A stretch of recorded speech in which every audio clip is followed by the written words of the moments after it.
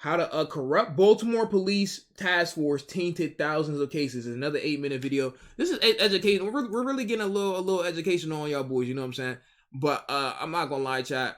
With police now, I don't know, bro. I can't, bro. I can't be the only one who be insane balls. Yo, what is this? Yeah, yo, what? Yo, what? Yo, what? Yo, what? Yo, what weapons is these? Yo, what? What pea suit? Motherfucker got a 6-shooter. This town ain't big enough for the both of us. Yo, this nigga has a 6-shooter, bro. Bad old Driscoll weapons, bro.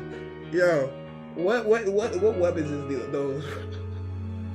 Lil has a gun. There's no way they're deploying the police with them weapons. I'm not gonna capture you. Oh shit! All right, hold on. Let's start the video. How corrupt Baltimore police task force tainted thousands, bro. Sometimes I be scared, bro, of police. Sometimes, bro. I ain't gonna capture you. All right, bro. Let's see what they talking about. George Washington. I can't. Yo, this is a crazy opening frame. He pulled out the handgun and the cocaine.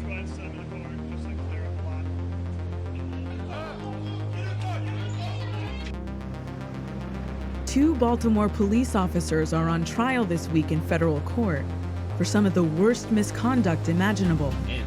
They're part of a group of 8 officers accused of robbery and extortion. The officers? Wait, what? Y'all motherfuckers reverse the roles like that? Wait, am I, did I hear that right? The officers, right?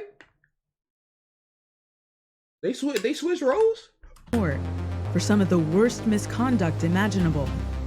They're part of a group of 8 officers accused of robbery and extortion. That is what they said, child. Imagine you walking, a cop robs you imagine a cop robs you, bro. Or you at a bank and a cop robs you in GTA, bro. Like, that's a crazy turn of events. I'm not gonna hold you, bro.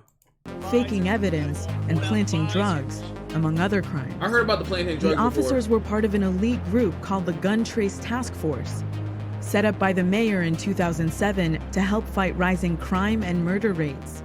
The task force was supposed to check the flow of guns and get the worst guys off the street. And for a while, city leaders and reporters saw the task force as a huge success.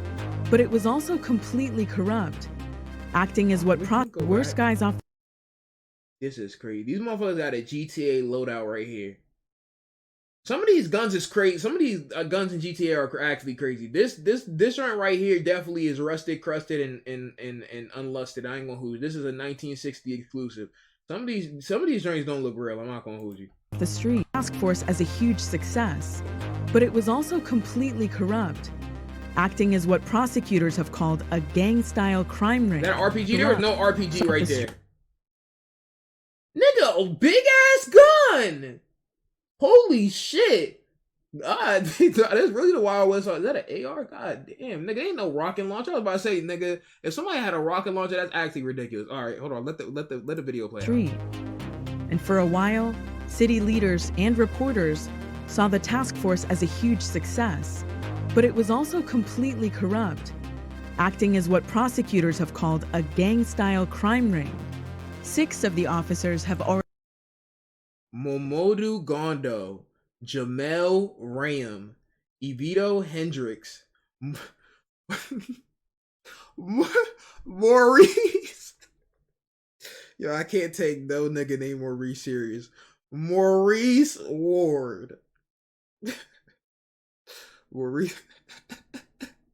Yo, Maurice is just a funny ass name to be. I don't know why. Already pleaded guilty. Wayne Jenkins. But there's a bigger problem. The task force's misconduct has tainted hundreds, if not thousands, of criminal cases. And in a city already infamous for horrible policing, it's shattered any remaining trust between cops and the community. Antonia Hilton met some of the people trying to figure out how to clean up the mess. Baltimore. It's like so frustrating. This is like, oh yeah, this cop was charged for false information. This cop is alleged to have planted evidence. All right. Deborah Levy is a Maryland public defender whose full-time job is now investigating the Gun Trace Task Force and trying to clear the names of its victims. I have a Imagine investigating the police. That's a crazy. They're investigating the fucking police. That's crazy, nigga, and that's why I be scared. I feel like that's why I be scared sometimes, bro. Like, police will always be like, "Why you nervous, nigga? Why the fuck do you think I'm nervous, my nigga? This is I'm within your shooting range, my nigga, in GTA. Like, you know what I'm saying? I don't know. Sometimes it be like that." Investigating the gun trace task force and trying to clear the names of its victims. I have a spreadsheet of about 2,000 cases in general that we're trying to undo. 2,000 cases. Yeah, 2,000 cases, and that's what we think would be a conservative number. I can't sleep at night because there's so many that I haven't undone. Yeah. It's very stressful. It's really stressful. Her job is not simple. Cops' internal affairs complaints are shielded from reporters, lawyers, and the public by state laws that protect officers' privacy. Levy has to fight in court to unseal them. And she thinks the task force misconduct is just the tip of the iceberg. We're convinced that the web doesn't stop with the 8 indicted officers, so we'll take each indictment.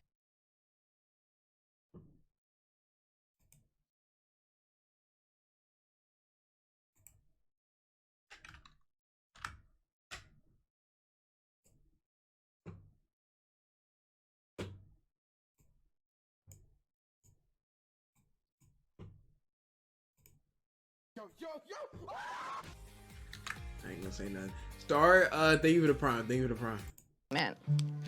And on each indictment, it'll say, on this date, this officer is alleged to have engaged in conduct with this particular officer with these initials. We've then now started filing for the internal affairs documents for the other officers who were present on the scene that day to see if they were involved.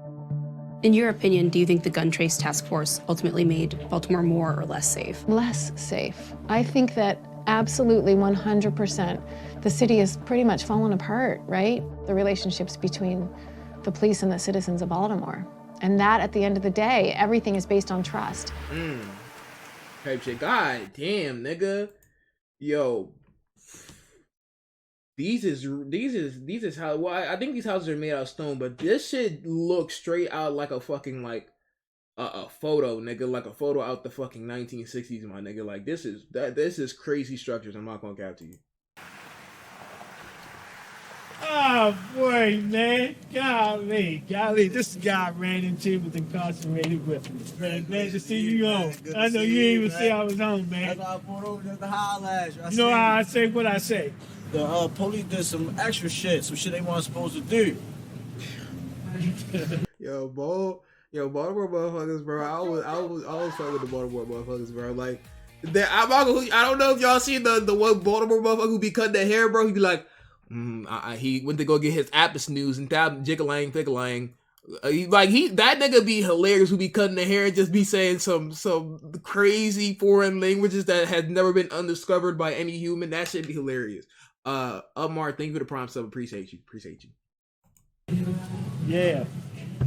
Tainted was good, gang. January 2014, a group of officers, including 2 members of the gun trace task force, stormed Sean Whiting's home. Wow. The officers suspected he was a drug dealer, and, he says, got a warrant to search his home under false pretenses. Wow. Once inside, Whiting says they tossed his house and stole $20,000 in cash, some of it drug money, and even took his children's video games.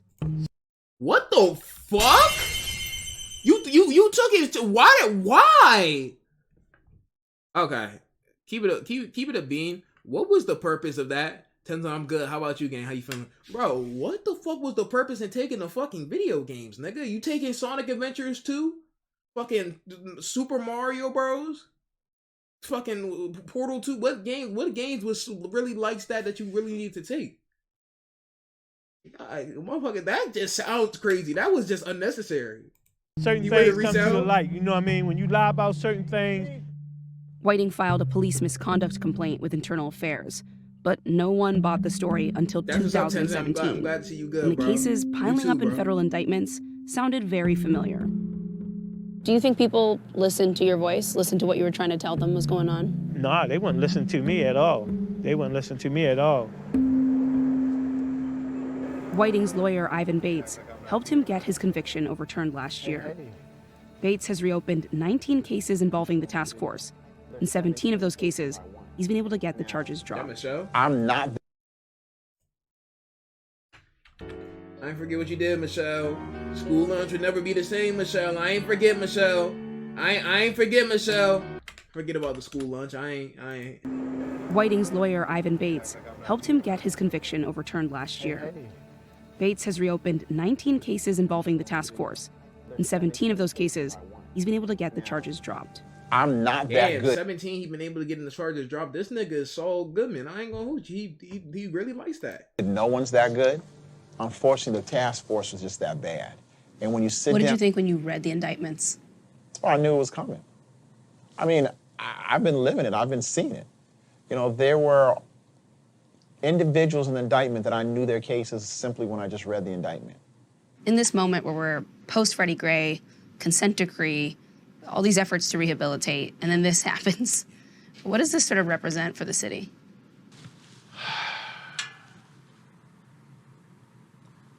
Sometimes you have to hit rock bottom so you can get back up. An obvious question that will inevitably be asked of me and the mayor and many others is, are we surprised by the findings of this report? Kevin Davis was appointed police commissioner in 2015, leading the department while the task force committed many of their crimes.